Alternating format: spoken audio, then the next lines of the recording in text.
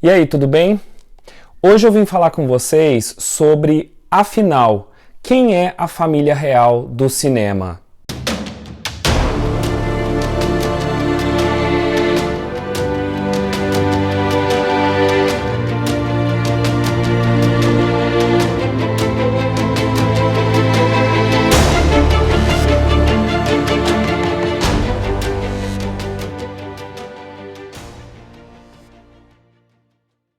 Mas vamos lembrar uma coisinha antes. Toda invenção, ela tem pais, tios, avós. Ninguém inventa algo sozinho na sua completude. O caso mais emblemático é a televisão. A televisão não tem um pai ou uma mãe notórios. Foi uma série de invenções ao longo das décadas, ao longo do século, que propiciou essa que é uma das nossas fontes de entretenimento. O cinema também. Mas hoje aqui a gente vai dar nome aos bois. Afinal, quem é a família real do cinema? Bom, primeiro vamos começar com um tio-avô lá de trás. O nome dele é Louis Daguerre.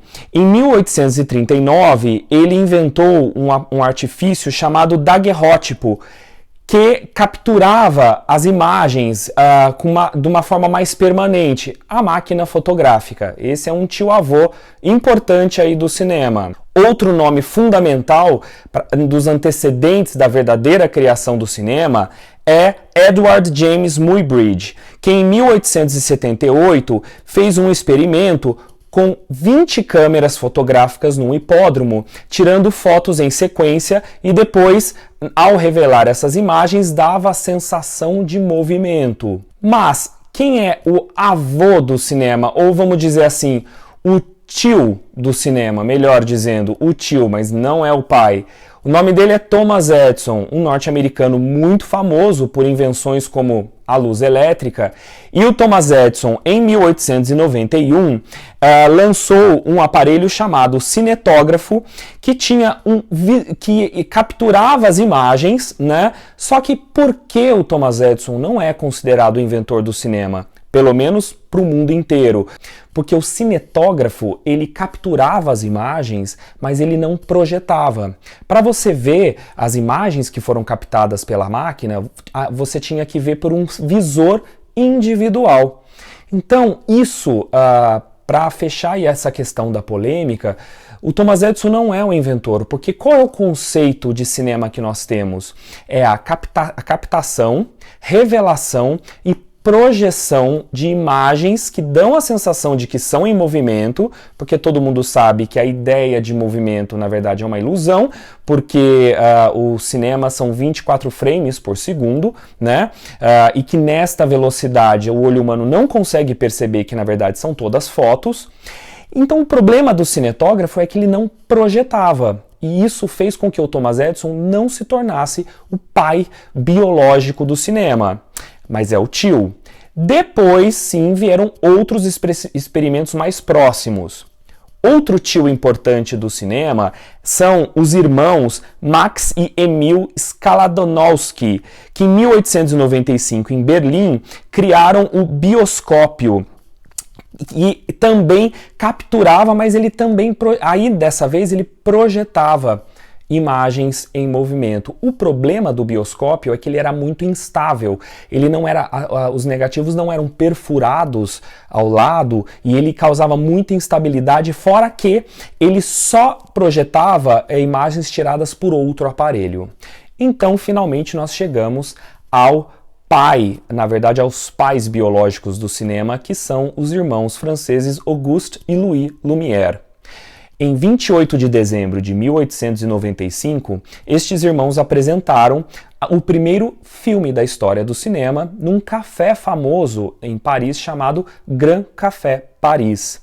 O filme se chama A Chegada do Trem à Estação e foi capturado pelo cinematógrafo, que foi a invenção dos irmãos Lumière.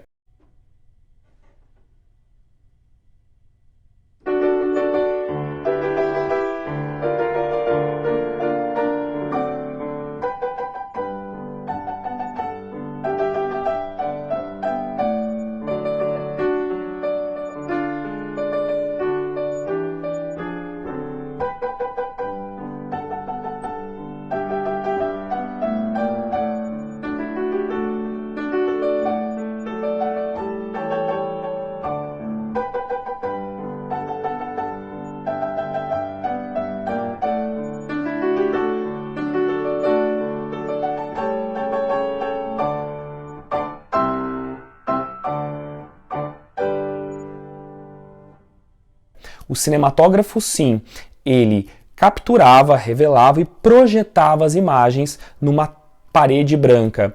Foi tão importante naquele dia, no dia 28 de dezembro, para a imprensa e para a alta nata da sociedade parisiense, que as pessoas até levaram um susto com aquele trem chegando com a imagem em movimento, porque afinal de contas era a primeira vez que o ser humano estava vendo uma imagem em movimento feita que não era ao vivo.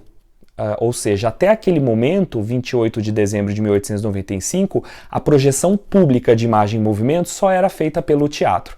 Está aí os pais do cinema, Auguste e Louis Lumière. Mas vamos ver mais alguns. Outro nome importante também é francês. O filho pródigo, o protagonista, o primeiro filho, a gente podia talvez dizer que seja o Georges Méliès. O Méliès, em 1902, lançou a primeira ficção científica da história do cinema, o Viagem à Lua. O Viagem à Lua é uma das primeiras bem elaboradas tentativas de fazer ficção com essa invenção que não tinha aí nem 7 anos de existência.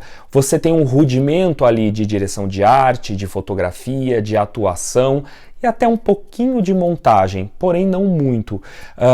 O Viagem à Lua se tornou o patrono, aí, o pai das obras de ficção científica no cinema. Outro nome importantíssimo é o Edwin S. Porter, que em 1903 lançou um filme chamado A Vida do Bombeiro Americano. Esse filme, só para lembrar que o Edwin S. Porter foi o cameraman do Thomas Edison.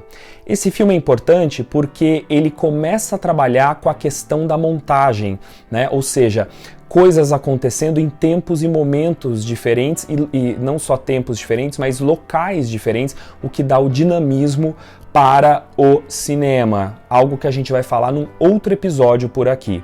E para fechar, outro filho importante da família real do cinema é o Charles Tate, um australiano que em 1906 lançou o primeiro longa-metragem da história do cinema, The Story of Kelly Gang, ou seja, o primeiro longa-metragem do cinema é australiano, do Charles Tate.